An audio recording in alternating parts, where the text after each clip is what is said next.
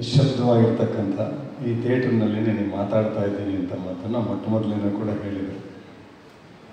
ಮತ್ತು ನಮ್ಮ ವೇದಿಕೆಯಲ್ಲಿ ರಾಧಾಕೃಷ್ಣ ಎಷ್ಟು ವರ್ಷ ಆಯಿತು?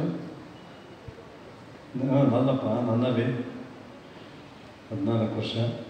ಪಯಸ್ ಅವರು ಕೂಡ ಇಲ್ಲಿಗೆ ಬಂದ ತಕ್ಷಣ ಭಾಳ ಆತ್ಮೀಯರೂ ಕೂಡ ಆದರು. ಈಗ ಇತ್ತೀಚೆಗೆ ಯೋಗೀಶ್ ಅವರು ಕೂಡ ತುಮಕೂರು ಜಿಲ್ಲಾ ಪತ್ರಕರ್ತರ ಸಂಘದ ಅಧ್ಯಕ್ಷ ಆಗಿಯೂ ಕೂಡ ಆಯ್ಕೊಂಡಿದ್ದಾರೆ. ಈ ಒಂದು ರಂಗಮಂದಿಗೆ ಗುರುಸ್ಥಾನದಲ್ಲಿರ್ತಕ್ಕಂಥ ರಿಚರ್ಡ್ ಲೂಯಿಸ್ ಅವರು ನೋಡಿ, ಗುರುಗಳು ಅಂತ ಒಪ್ಕೋಬೇಕಾದ್ರೆ ಶಿಷ್ಯ ಹೇಳಬೇಕೇ ಹೊರತು ಗುರುಗಳು ನಾನು ಗುರು ಅಂತ ಯಾವಾಗಲೂ ಹೇಳ್ಕೊಳಲ್ಲ. ಗುರುಗಳ ಒಂದು ಸ್ಥಾನ ನೋಡಿಕೊಂಡು ಇವತ್ತು ಈ ಒಂದು ರಂಗಣ್ಣ ತುಂಬಾ ಗ್ಯಾಪ್ ಆಗಿಬಿಟ್ಟಿತ್ತು. ಗ್ಯಾಪ್ ಆದಮೇಲೆ ಇದಕ್ಕೆ ಶುರುವಾಯಿತು. ರಂಗಣ್ಣ ನಾನು ಹೆಂಗೆ ಶುರು ಮಾಡಿದೆ ಅಂತ ಹೇಳಲೇ ಇಲ್ಲ. ಇದನ್ನು 1997 ಅಂತ ಕಾಣಿಸುತ್ತೆ. ಇಲ್ಲಿ ಶಿಕ್ಷಕ ಭವನ ಇತ್ತಲ್ಲಿ. ನೀವು 82 ಶುರು ಮಾಡಿದ್ದು, ನಾನು ನಿಮಗೆ ಕಾಯಕ್ಕೆ 97. ಹೌದಾ? ಆವತ್ತಿಂದನೂ ಕೂಡ ನನ್ನನ್ನು ಅಧ್ಯಕ್ಷ ಅಂದ್ಕೊಂಡೇ ಬರ್ತಾರೆ. ನಾನು ಅಂದ್ಕೊಂಡಿದ್ದೀನಿ ರಂಗನಾಗ ಜ್ಞಾಪಿಸ್ಕೊಂಡೇ ಇಲ್ವಲ್ಲ, ನಾನು ಇದನ್ನೋ ಇಲ್ವೋ ಅಂತ ನಾನು ಆತ್ಮಾವಲೋಕನ ಮಾಡ್ಕೊತಾ ಇದ್ದೀನಿ. ಇಲ್ಲಿ ಆದಷ್ಟು ಕೂಡ ಇವತ್ತು ನಮ್ಮ ಹಿಂದಿನ ಇದಕ್ಕೆ ರಂಗಭೂಮಿ ಅಂತ ಯಾಕೆ ಕೊಟ್ಟಿದ್ದಾರೆ ಅಂದರೆ ಭೂಮಿ ಪದ ಬಳಸಿದ್ದಾರೆ.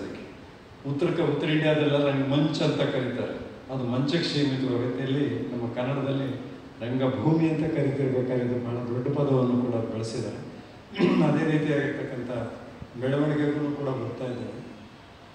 ನಮ್ಮ ರಿಚರ್ಡ್ ಅವರೇ, ಈ ಥಿಯೇಟ್ರ್ನಲ್ಲಿ ಚೆನ್ನಾಗಿ ನಡೀತದೆ ಅಂತ ಒಂದು ಸ್ವಲ್ಪ ಸುದ್ದಿ ಗೊತ್ತಾದರೆ ಭಾಳ ಜನ ಬರ್ತಾರೆ.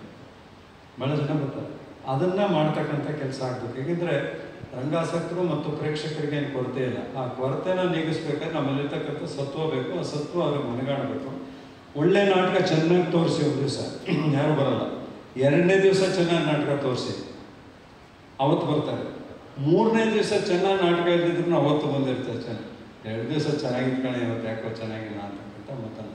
ಹಿರಣ್ಣಯ್ಯನವರು ಒಂದು ಸಾರಿ ಮಂಗಳೂರಿಗೆ ಹೋಗಿ ಕ್ಯಾಂಪ್ ಹಾಕ್ತಾರೆ. ಕ್ಯಾಂಪ್ ಒಂದು 250 ಜನದ್ದು ಕ್ಯಾಂಪ್ ಅದು. ಆ ಕ್ಯಾಂಪ್ನಲ್ಲಿ 1 ದಿವಸ ನಡೆಯುತ್ತೆ, 2 ದಿವಸ ನಡೆಯುತ್ತೆ, ಬರ್ತಾರೆ 250, 120 ಬರ್ತಾರೆ. ಜನ ಏನೋ ಬರ್ತಿರ್ತಾರೆ. ಆ ಮುದುಕ ಅವ್ರಿಗೆ ಕರೆಸ್ಕೊಂಡಿರ್ತಾರೆ. ಅವ್ರನ್ನ ಕರೆಸ್ಕೊಂಡಿದ್ದವರು ಒಂದಾಗಲೇ 8-10 ದಿವಸ ಆಗಿತ್ತೇನೋ ಅಂತ ಕಾಣಿಸುತ್ತೆ. ನಾನು ಕ್ಯಾಂಪ್ ಕ್ಲೋಸ್ ಮಾಡ್ತೀನಿ ಅಂತಂದ್ರಂತೆ.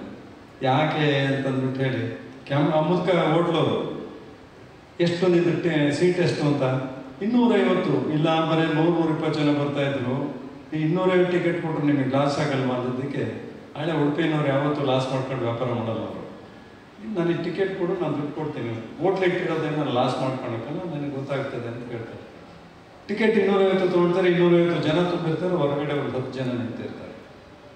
ನೆಕ್ಸ್ಟು ಕೇಳ್ತಾರೆ, ಇದೇನ್ರಿ ನೀವು ಮಂಗಳೂರು ಜನ, ನಾನು ಅಷ್ಟು ಚೆನ್ನಾಗಿ ಎಲ್ಲೆಲ್ಲೋ ನಗಿಸಿ ಬರ್ತೀನಿ, ಏನೇನೋ ಮಾಡಿ ಬರ್ತೀನಿ, ಎಲ್ಲ ಮಾಡ್ತೀನಿ, ಅಷ್ಟು ಜನ ಕೂತಿದ್ರೆ ಒಂದು ನಗದು ಬೇಡ, ಒಂದು ಚಪ್ಪಾಳೆ ಹಾಕಲ್ಲ, ಒಂದು ಸಿಳ್ಳೆ ಹೊಡಿಯಲ್ಲ, ಇದೇನು ನಿಮ್ಮ ಜನ ಇಂಥವ್ರು ಅಂತ ಅದಕ್ಕೆ ಮೇಸ್ಟ್ ಆಗಬೇಕು. ಮುದುಕ ಹೇಳ್ತಾರೆ, ನಮ್ಮ ಮಂಗಳೂರಿನವ್ರ ಹೆಂಗೆ ಚೆನ್ನಾಗಿದ್ದರೆ ಪಕ್ಕದವನು ನೋಡಲ್ಲ, ಸುಮ್ಮನೆ ನೋಡ್ತಿರ್ತಾರೆ.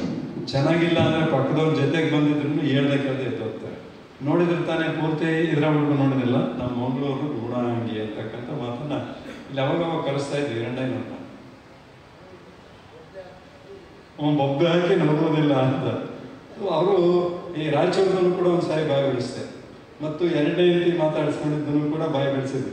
ಅವ್ರು ನೋಡಿ, ಯಾವಾಗಲೂ ಕಲಾವಿದರಲ್ಲಿ ಅವರಲ್ಲಿ ಕರಗತವಾಗಿಬಿಟ್ಟಿರ್ತ ವಿಷಯಗಳು ಮತ್ತು ಅವರಲ್ಲಿ ಬರ್ತಾ ಇರ್ತಕ್ಕಂಥ ಅನುಭವಗಳು ಅವೆಲ್ಲರೂ ಬಂದಾಗ ನಮ್ಮ ಎದೆಗೆ ನಾಟಿದಾಗ ಎದೆ ಅದನ್ನು ಒಪ್ಕೊಳುತ್ತೆ, ಸಂತೋಷ ಪಡುತ್ತೆ.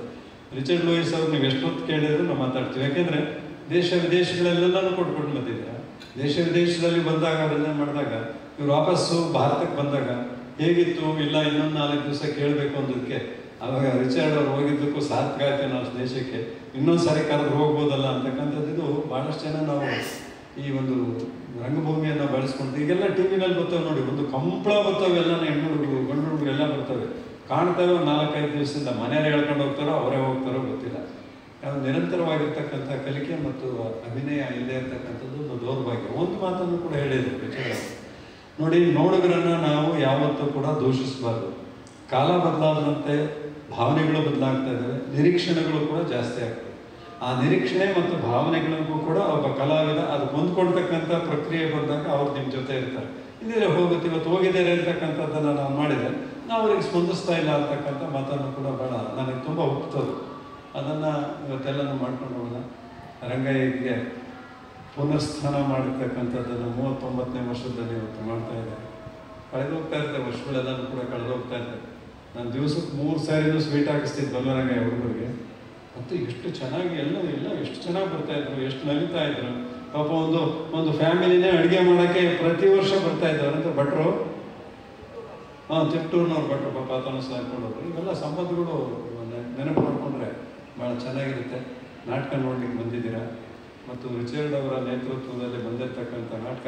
ಇವರಲ್ಲಿ ಒಬ್ಬರು ಕೋ-ಆಕ್ಟ್ರು ಬಂದರು, ಎಸ್.ಎಂ. ಕೃಷ್ಣ ಅವರನ್ನು ನಗಿಸಿದ್ದನ್ನು ಅವ್ರ ಮುಖ ನೋಡ್ತಿದ್ದಂಗೆ ನನಗೆ ಜ್ಞಾಪಕ ಬಂತು. ಕಲಾವಿದರಿಗೆ ಅದನ್ನು ಪರಿಭಾಷೆಯನ್ನು ಮಾಡಿಸ್ಬಿಟ್ಟು ಅದನ್ನು ನೀವೊಂದು ಶಾಸ್ತ್ರೀಯವಾಗಿರ್ತಕ್ಕಂಥ ಒಂದು ಗೀತೆಯನ್ನು ಕಟ್ಟಿದ್ದಕ್ಕೆ ಅದಕ್ಕೆ ಅದು ಪ್ರತಿಯಾಗಿ ಒಂದು ರೀತಿಯಾಗಿರ್ತಕ್ಕಂಥ ಹಾಸ್ಯವಾಗಿ ಮತ್ತು ಅದಕ್ಕೆ ಒಂದು ರೀತಿಯಾಗಿರ್ತಕ್ಕಂಥ ಮಣ್ಣ ಕಟ್ಟಾಡಿದಾಗ ಎಷ್ಟೇ ಎಸ್.ಎಂ. ಕೃಷ್ಣ ಅಂತವರು ಎಷ್ಟೋ ಮೇಧಾವಿ ರಾಜಕಾರಣಿ, ಮೇಧಾವಿ ವಿಚಾರಗಳನ್ನು ಮಾಡಿರ್ತಕ್ಕಂಥದ್ದೆಲ್ಲನೂ ಕೂಡ ಕಣ್ಣಿಗೆ ಇಟ್ಕೊಂಡು ಆನಂದ ಬಾಷ್ಪನ ಹೊರಿಸ್ಕೊಳ್ತಾ ಇರ್ತಾರೆ ಅವರು.